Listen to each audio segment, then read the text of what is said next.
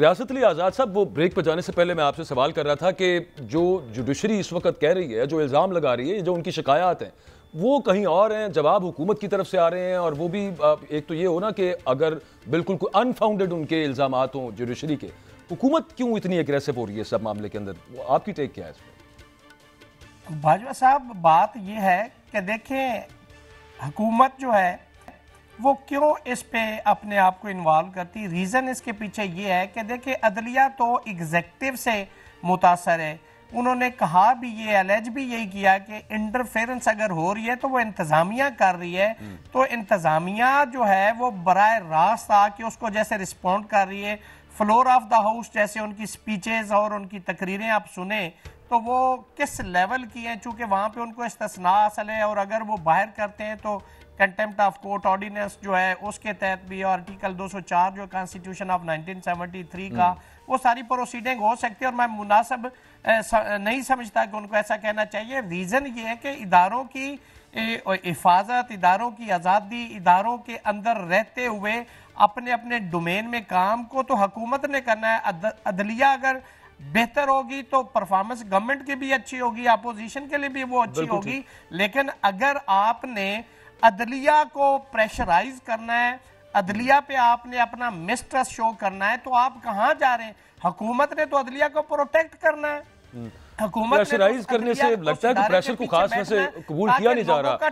रबिया बाजवा साहबा ने हमें चूंकि ज्वाइन कर लिया है, आपकी मैशत भी बेहतर होगी, बिल्कुल दुरुस्त बात है।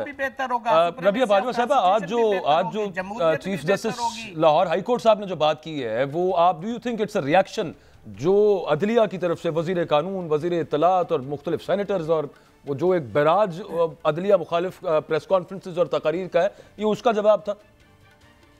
देखिए, जो जितना मैंने उनका खिताब देखा, ये मुझे पब्लिक जी रियासत साहब, मैं जरा रबिया साहिबा से पूछ रहा था, फिर मैं आपकी तरफ दोबारा आता हूँ। अच्छा, ओके जी, मैं उसको दो तरह से देखती हूँ। एक तरफ तो उन्होंने कुछ, हमें फील हुआ कि हमें जो लॉयर्स हैं उनको एड्रेस किया, और उन्होंने ये फरमाया कि जो लॉयर्स प्रोटेस्ट करते हैं और वो हड़ताल करते हैं, वो हड़ताल जो है उससे बड़ा सिस्टम के ऊपर फर्क पड़ रहा है और जुडिशरी जो डिलीवर नहीं कर पा रही।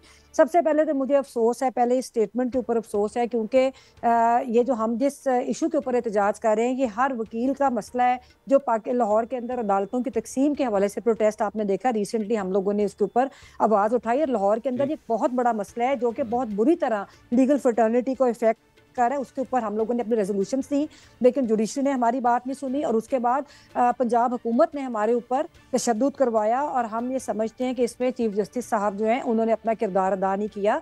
दूसरी बात जना इसके अंदर ये है कि चीफ जस्टिस साहब को मैं ये भी याद करवाऊंगी कि जो जुडिशरी इस वक्त है वो खुद भी एक एहतजाज, जो वकला तहरीक का एहतजाज था, उससे वजूद में आई थी, और इनको रिस्पेक्ट देनी चाहिए हमारे जो बुनियादी हकूक हैं, राइट टू असेंबली के ऊपर को भी, और हमारी आवाज़ उठाने के हक को भी। एक तो बात ये हो गई। जहां तक दूसरी बात का ताल्लुक है, मैं ये समझती हूँ कि जो इस वक्त हुकूमत का रवैया है और इंडिपेंडेंस ऑफ जुडिशरी के हवाले से जो हुकूमत का रवैया है, वो बहुत ही अफसोसनाक है। इस्लामाबाद हाई कोर्ट के जो 6 जज साहिबान ने जो खत लिखा, वो पाकिस्तान की तारीख में पहली मरतबा इस तरह हुआ कि जुडिशरी बतौर अदारा खड़ी हुई। ये तमाम पाकिस्तान के जो जमहूरी सोच रखने वालों की एक स्ट्रगल थी कि आज वो इस मुकाम पर मुंतज हुई कि जुडिशरी ने खुद इस चीज़ को समझा और जुडिशरी उसके ऊपर खड़ी हुई। तो चीफ जस्टिस साहब अगर ये पैगाम देना चाहते हैं तो उस हद तक मैं उस पैगाम को अप्रिशिएट भी करती हूँ। अगर वो हुकूमत को या उन अदारों को कह रहे हैं जो जुडिशल वर्क के अंदर गैर कानूनी और गैर आइनी तौर पर इंटरफेरेंस करते हैं, लेकिन उसके साथ मैं फिर चीफ जस्टिस साहब को ये याद दहानी करवाना चाहूँगी कि अगर वो ये समझते हैं कि वो इंडिपेंडेंस ऑफ जुडिशरी की जो स्ट्रगल है या जो इस तरह की इंटरवेंशन की स्ट्रगल है, ये पूरे सिस्टम के खिलाफ एक जद्दोजहद है, और अगर वो बार को कमजोर करेंगे तो फिर ये मुमकिन नहीं होगा जुडिशरी के लिए कि वो ये जद्दोजहद जो है या इसके लिए इंडिपेंडेंस। रबिया साहब, ब्रीफली जरा इस पे भी कमेंट कर दीजिएगा। वो जो पेमरा का आया उन्होंने जो हुक्मनामा जारी किया कि जनाब आप अदालती कार्रवाई रिपोर्ट नहीं कर सकेंगे, जो कि नहीं होता पाकिस्तान के अंदर। मतलब वकला क्या दलाइल दे रहे हैं, जज साहिबान के क्या रिमार्क्स हैं, वो एज इट इज तो कम से कम रिपोर्ट किए जा सकते हैं। और उस पर फिर chief justice Islamabad high court ने आज जो ऑर्डर दिया है, उन्होंने कहा कि फिलहाल अभी ये यूं ही चलेगा मामला। उसको आप किस तरह से देखती हैं ब्रीफली? इसमें तो एक मैं समझती हूँ कि बिल्कुल हर चीज़ ओपन होनी चाहिए। ये जो ट्रायल्स हो रहे हैं, जैसे साबिक वज़ीर आज़म इमरान खान साहब का ट्रायल हो रहा है, वो भी एक ह्यूमिलिएशन है। जो आम लोगों के साथ हो रहा है वो भी एक ह्यूमिलिएशन है। तो ये बिल्कुल अगर ओपन हो लगता है कोई जाके देखना चाहता है या इसको अगर ओपन भी करना है तो ये बिल्कुल होना चाहिए, मैं इसके हक में हूँ। दूसरी बात है कि हमें जुडिशरी के अंदर भी ये कंफ्यूजन नजर आ रही है। एक तरफ तो वो कुछ केसेस को दिखाना चाहते हैं, शायद वो समझते हैं कि जिस केस को जुडिशरी समझती है कि लोगों तक पहुंचे, उनका कोई पैगाम या उनका नैरेटिव, तो वो दिखा देते हैं, लेकिन जो बाकी केसेस है जिनको वो नहीं समझते तो उसके ऊपर पाबंदियां लगाते हैं। मैं समझती हूँ कि इसके ऊपर नहीं, वो आपकी बात दुरुस्त है, लेकिन जस्टिस मोहसिन अख्तर कियानी साहब ने आज ये कहा है कि लापता अफराद के हवाले से तमाम केसेस जो हैं वो लाइव दिखाए जाएं। ये उन्होंने अपने हुक्मनामे के अंदर कहा है। होता है इसके ऊपर अमल के नहीं होता, ये तो देखना पड़ेगा। इमरान खान साहब ने जब आना था अदालत में तो वो तो जस्टिस काजी फायसा की अदालत में उस वक्त उन्होंने दिखा सकी थी। मैं हुमायूं मेमन साहब की तरफ मैंने जाना है for the want of time कि जो बुनियादी इंसानी हकूक के हवाले से केसेस और खास तौर पर जिसमें गैर आईनी तौर पर ये अदारे मुलव्वस हैं, वो बिल्कुल इनको एक्सपोज होना चाहिए और पब्लिक तक पहुंचना चाहिए कि पाकिस्तान के अंदर क्या हो रहा है। बिल्कुल ठीक है।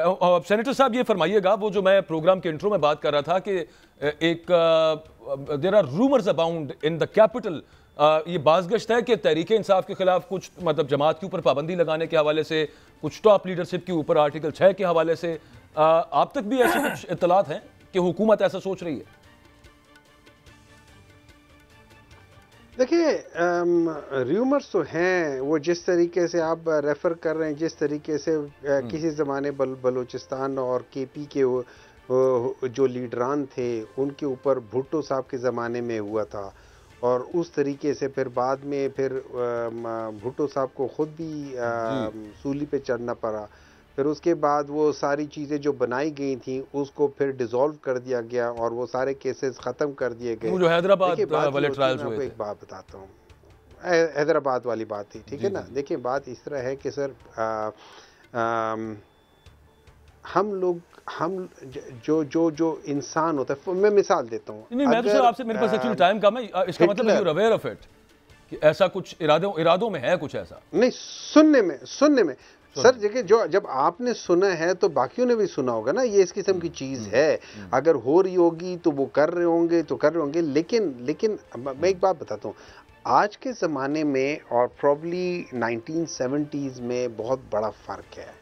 बात चीज़ें बहुत बदल चुकी है। बिल्कुल ठीक। आप हर चीज़ उस लिहाज से नहीं कर सकते। और एक बात याद रखें, इंसान अगर अपनी माजी की गलतियों से सबक नहीं सीखता तो फिर अगली बार उससे ज़्यादा बुरी तरीके से गिरता है। अगर हिटलर ने नेपोलियन से सबक सीखा होता तो वो कभी रशिया के ऊपर अटैक ना करता, तो आज दुनिया की तारीख बदली हुई होती। लेकिन चूंकि उसने सबक नहीं सीखा था तो उसके साथ वही हुआ जो नेपोलियन के साथ वाला नहीं रहा। मैं असल में वक्त अब लेकिन आप सबका बहुत शुक्रिया। रबिया बाजवा साहब हमारे साथ थी, रियासत अली आज़ाद साहब और सेनेटर हुमायूं मेमन साहब। जिन तमाम चीज़ों की हम बात कर रहे थे, इन सब की शिकायत PMLN खुद एक दौर में करती रही है। बहुत से ऐसे हरबे हमें नज़र आ रहे हैं जो वो कहा करते थे कि हमारे खिलाफ इस्तेमाल हो रहे हैं, अब फिर वही कर रहे हैं। लेकिन ये भी होता है कि जब आप खुद किसी के खिलाफ गड़ा खोदते हैं, आप उसमें कल को आके गिर जाते हैं। ये तो खुद एक्सपीरियंस कर चुकी है PMLN।